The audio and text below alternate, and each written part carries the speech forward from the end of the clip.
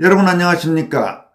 전라도 시인이란 별칭으로 잘 알려진 논객 정재학 시인이 김대중 전 대통령이 대한민국에 미친 해악들과 그의 문제점을 조목조목 지적하면서 현재 서울 동작동 현충원 국립묘지에 묻혀있는 김대중을 파묘해 반드시 다른 곳으로 보내야 한다고 촉구하고 나섰습니다. 그는 또 지금 대한민국에서 제정신을 가진 사람이라면 결코 더불어민주당을 지지할 수는 없다고 강조했습니다. 전북 고창 출신으로 광주 조선대 국문과를 졸업한 뒤 36년간 교사 생활을 하면서 반전교조 활동을 했던 호남애국 우파 정재학 씨는 먼저 김대중 파묘에 관하여라는 제목의 글을 통해서 다음과 같이 밝혔습니다. 남의 묘를 파묘하자는 이야기는 좀 심하지 않느냐는 말도 있겠지만 김대중은 부관 참시해야 한다는 여론도 많음을 먼저 인정해야 한다. 그리하여 현재 현충원 국립묘지에 묻혀있는 후광 김대중 묘를 파묘해서 다른 곳으로 보내야 한다는 필자의 주장엔 수십 가지 논리적 근거가 있다. 현충원 국립묘지는 자유민주를 수호한 대한민국의 영웅들을 모시는 곳이다. 이곳에 대한민국 건국을 방해하였거나 혹은 대한민국의 자유민주를 부정한 인물은 묻혀 있어서는 안 된다. 또한 공산주의자는 현충원에 묻혀서 국민의 추앙을 받아서는 안 된다는 것이 김대중 파묘에 대한 필자의 첫 번째 논거이다. 김대중이 공산주의자였으면 주지의 사실이다. 미국의 비밀해제 문건뿐만 아니라 그의 행적 중 가장 먼저 드러난 것이 북한에 보낸 핵개발 자금과 북한 핵에 대한 사기성 발언이었다. 북은 핵을 개발할 의도가 분명하였고 핵을 개발할 기술력도 충분히 보유하고 있었다. 그러나 김대중은 자기가 책임진다는 말로 국민을 속였다. 국민을 속인 이 행위가 파묘에 대한 두 번째 논리적 근거이다. 작금의 탄핵 사태를 보면서 여기에 등장하는 민노총을 비롯한 수없이 많은 단체와 정치인들과 노조들은 김대중 시대 김대중의 지시로 만들어진 것들이다.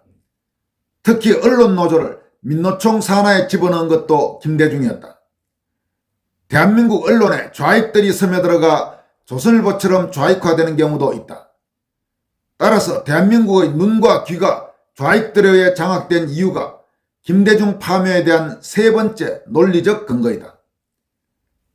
5.18은 김대중이 전남대 학생회장 박관현에게 데모를 지시한 것이 사태의 시발점이 되었다. 이 사태를 극렬하게 발전시킨 것이 북괴와 북괴를 지지하는 남노당 계열의 제5열들이었다. 이러한 5.18의 명예를 부여하고 4차례 이르는 보상금을 주고 주사파를 양성하면서 나라를 주사파 세상으로 만들고 이를 성역화하였다. 그리하여 대한민국 내에 북괴와 연결된 자들은 모두 5.18 안에 들어있다. 그러므로 이 점이 김대중 파묘에 대한 네 번째 이유 논거이다. 여러분, 정재학 시인은 이미 전해드린 바와 같이 1980년 5.18 때 광주 조선대 국문과 3학년이었습니다. 다시 말해서 대학교 3학년으로 광주 5.18을 직접 현장에서 목격했던 그런 사람입니다. 그리고 당시 그가 광주에서 목격한 있는 그대로의 모습들을 공개해서 상당히 많은 파장을 불러일으킨 바도 있습니다. 정재학 시인이 5.18 당시 목격해서 공개한 내용은 여러분들에게 이미 전해드린 바가 있습니다. 아마 상당수 많은 국민이 그 영상을 시청하신 걸로 되어 있는데 지금 이 영상을 보고 계시는 분들 중에도 그 내용을 이미 알고 계신 분들이 많을 것이라고 생각합니다. 정재학 시인의 글을 이어갑니다. 김대중이 세상 밖으로 끌어낸 범민련은 이적단체이다. 이적단체로 판명난 범민련은 아직도 그 이름을 포기하지 못하고 있다. 김일성이 지어준 이름이기 때문이다. 이 범민련을 중심으로 대한민국 내부의 좌익들이 마치 행성처럼 움직이고 있다. 이 범민련을 끌어낸 김대중은 반역자가 틀림없다. 따라서 이것이 김대중 파묘에 대한 다섯 번째 이유다. 적을 이롭게 하는 단체에는 전교조도 있다. 전교조는 노동자 농민이 주인되는 세상이 참 세상이고 이 참세상을 위해서 하는 교육이 참교육이라고 천명한 단체다. 노동자, 농민만이 대한민국의 주인일 수 없다. 이러한 전교조를 합법화시킨 인물이 김대중이란 점은 숨길 수 없다. 고로 김대중은 신성한 교단에 공산주의를 퍼뜨린 원흉이다. 그러므로 마땅히 현충원에서 파묘되어야 한다. 전교조 합법화, 이것이 김대중 파묘에 대한 6번째 논거이며 이유이다. 여러분, 아까 잠깐 모두에 말씀드렸다시피 정재학 시인은 교사활동을 하면서 아주 치열하게 전교조와 싸워온 전력을 갖고 있습니다. 따라서 전교조가 어떤 문제점을 갖고 있는지를 아주 생생히 알고 있는 교사 출신의 농객이라고 할 수 있습니다. 계속 이어갑니다. 서해해전은 1999년 6월 15일과 2002년 6월 29일 두 차례에 걸쳐 북방한계선 NLL 남쪽의 연평도 인근에서 대한민국 해군 함정과 북한 경비정 간에 발생한 해상 전투이다. 모두 김대중 집권 시기에 일어난 교전이며 이는 북한이 NLL을 인정하지 않으려는 의도에서 발생한 사건이었으나 김대중은 교전 규칙을 변경하여 먼저 쏘지 말 것을 주문하였다. 그리하여 우리 해군은 기습에 의한 총격을 받고 윤영하 소령이야 다수의 해군들이 전사하였다. 문제는 이러한 전투가 발생했음에도 김대중은 월드컵 결승전을 보기 위해 일본으로 가버렸다. 이에 우리는 김대중 파묘를 주문하는 것이다. 서해해전, 이것이 김대중 파묘의 7번째 논리적 근거이다. 그러나 무엇보다도 대한민국 헌정질서와 자유민주주의 근간을 해치는 짓은 부정선거다. 김대중이 이해찬과 함께 전자투표기를 주문한 사실이 드러났다. 그리고 이해찬은 민주당 20년 집권을 자신하였다. 이로써 부정선거에 대한 음모는 김대중으로부터 시작됐다고 보아야 한다. 물론 조혜주, 고한석, 김민석, 양정철이 주된 범죄자이나 이들을 지휘한 자는 김대중을 비롯한 좌파 핵심 정치인들이다. 하나같이 공범일 수밖에 없다. 그러므로 김대중은 현충원 국립묘지에서 즉시 파묘되어야 한다. 이것이 8번째 논거이다. 어디 이뿐만이겠는가? 엄청난 비자금의 행방부터 노벨상 사기, 그리고 엄청난 기념물까지 공산주의자가 누리는 혜택은 과분하리 많지 많다. 대한민국이 겪는 비극의 대부분은 김대중으로 인해서이다. 일본 극우단체인 야쿠자 자금이 들어오도록 허용하여 친일 매국노를 양성한 죄도 있다. 이러한 김대중의 그늘을 제거하는 것은 종북 간첩들과의 전투를 위해 매우 중요한 일이다. 정시인은 이처럼 김대중의 문제점을 조목조목 지적하면서 다음과 같이 이거를 마무리합니다. 김대중을 현충원에서 흔적 없이 제거해야 한다. 김대중이 있어야 할 곳은 북한 혁명 열사릉이다. 이에 반대하는 자는 대한민국 사람일 수 없다. 내 말이 틀렸는가? 김대중에 대한 통렬한 질타입니다. 조목조목 아마 반박하기가 쉽지 않은, 그리고 이 내용을 알고도 김대중을 여전히 떠받들고 지켜 세운다면 그 사람의 판단력은 정말로 심각한 문제가 있는 것입니다. 정재학 시인이 지적한 이런 김대중의 문제점들, 다른 사람도 아니고 바로 전북 고창에서 태어난 호남 출신, 전라도 출신 농객인 정재학 시인의 김대중 비판 내용은 충분히 우리가 음미할 만하고, 그리고 최대한 많은 대한민국 국민들에게 이 내용을 전파할 필요가 있다고 생각합니다. 정재학 시인은 이 글과 별도로 미친 자 아니면 민주당을 지지할 수 없다, 이런 도발적인 제목의 글을 통해서는 다음과 같이 밝히고 있습니다. 국민을 속이지 않는 정치와 정치인을 원한다. 개인의 사욕보다는 국익을 위해 온 힘을 다하는 정치인이 절실히 필요하다. 국가와 민족을 위해 영혼을 다하여 사랑하는 바로 그 사람이 지도자가 되어야 한다. 그러므로 제정신이면 민주당을 지지하겠는가? 사람들아, 민주당을 지지하는 사람들아, 4차 보상까지 받고 사는 5.18 가짜 유공자들을 보라. 그럼에도 민주당을 지지하고 싶은가? 무려 29차례에 걸친 탄핵 속에 대한민국은 대통령과 국무총리, 이하 경찰 총수까지 모두 공석이 되어버렸다. 나라의 행정지도부가 공석이 되면서 국정은 궤도를 벗어나 경쟁력을 잃고 수많은 기회를 놓치고 있다. 이 와중에 민주당은 대통령과 감사원과 검찰, 경찰 등 주요 기관 특활비는 모두 없애버리고 자기들 국회의원 연봉만큼은 올렸다. 미친 짓이 아닐 수 없다. 지금 헌법재판소가 헌법을 지키기 위해 윤 대통령을 탄핵 심판한다고 믿는 사람은 없다. 오직 탄핵 인용을 위해 절차를 꽤 맞추고 있는 일종의 요식행위를 진행시키고 있는 중이다. 그러므로 헌재의 탄핵 심판이 공정하리라고 믿는 사람은 제정신일 수 없다. 헌재는 3월 이전, 정확히 말하면 민주당 이재명의 선거법 2심 선고가 내려지기 전에 탄핵 결정을 내리는 일정을 밝혔다. 아마도 이렇게 빨리 결정을 내리고자 하는 사례는 세계사에도 없는 일이다. 아무리 그래도 대통령 아닌가? 결국 헌법재판소는 민주당의 요구에 따라 공사를 맡아서 하는 하청업체에 불과하다 할 것이다. 고로 민주당과 헌재를 지지하는 자는 정신이 나간 자 외에는 없다.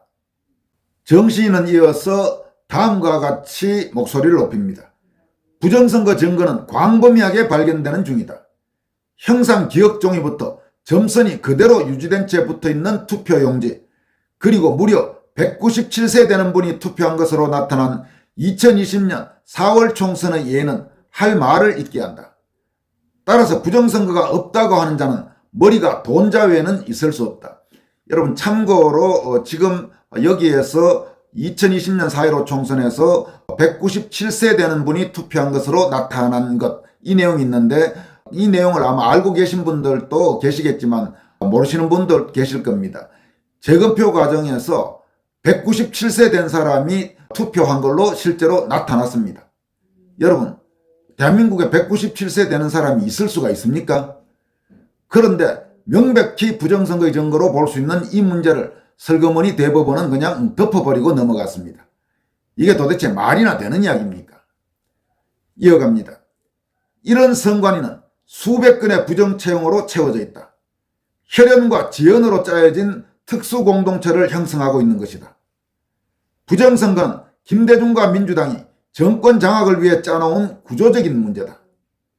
그러나 선관위 구성원들이 부정선거에 협력할 개연성이 높다 하면 선관위가 부정채용을 통해 전라도 출신들이 지배하고 있다는 데 원인이 있을 수 있다. 선관위원장은 모두 사법부 출신들이다. 이 중에 반역단체인 우리법연구회 소속 판사들이 지역선관위까지 장악하고 있는 것으로 보인다. 대표적으로 노태학은 5.18 4차 보상까지 허락한 좌익이다. 따라서 선거가 공정하리라고 보는 사람들은 정신이 돈자 외에는 없다. 부정선거와 사기 탄핵 모두가 민주당이 주도한 사건들이다. 이러한 민주당은 평소 친북 행위를 일삼았으며 최근엔 중국을 섬기는 일에 열심이다. 따라서 민주당이 국가 반역 활동을 한다는 점은 틀림없는 사실이다. 그러므로 민주당을 지지하는 자들 중에 제정신 갖고 있는 자는 없을 것이다. 국정원 간첩 잡는 기능을 없앤 일은 나라를 망치는 대표적인 사건이다. 간첩들과 온갖 위험으로부터 나라를 지키는 일이 국정원이라면 국정원 간첩설을 가로막은 문재인과 민주당은 반역 세력임이 분명하다. 이러함에도 민주당을 지지한다는 것은 미친 일이 아니겠는가. 정시인이 지적하는 내용을 들어보니까 정말로 저런 걸 알고도 더불어민주당을 지지한다면 제정신이라고 보기는 어렵겠네요. 저런 민주당을 어떻게 최소한의 양식과 상식을 가진 사람이 지지할 수 있겠습니까? 정재학 시인은 이어서 다음과 같이 말합니다. 6.25 때 국군에게 학살당한 자들에 대한 보상이 이루어졌다. 말은 좋지만 제주 4.3이나 여순 반란 사건 당시 좌익들은 학살의 가해자들이었다. 이들이 군경의 복수에 의해서 죽었다면 양민 학살일 수 없다. 그러므로 보상이란 것이 좌익들의 죽음에 대한 동지적 시각에서 이루어진 위로금일 수밖에 없다. 더구나 이들은 동학혁명에 대해서도 보상을 주장하였다. 무려 130년이 지나간 사건에 당사자가 있을 수 없고 그 직계를 찾아 진위를 판별한다는 것은 불가능한 일이다. 그럼에도 줄기차게 보상을 주장하고 있다.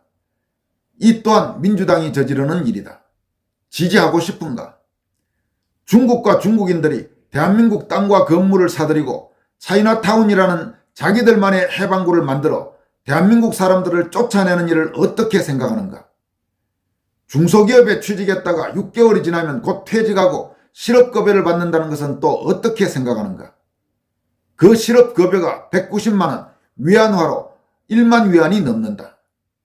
중국인들 한 달 급여가 3천 위안 정도인데 대한민국에서 실업급여가 1만 위안인 걸 안다면 그래도 그대는 민주당을 지지하고 싶은가?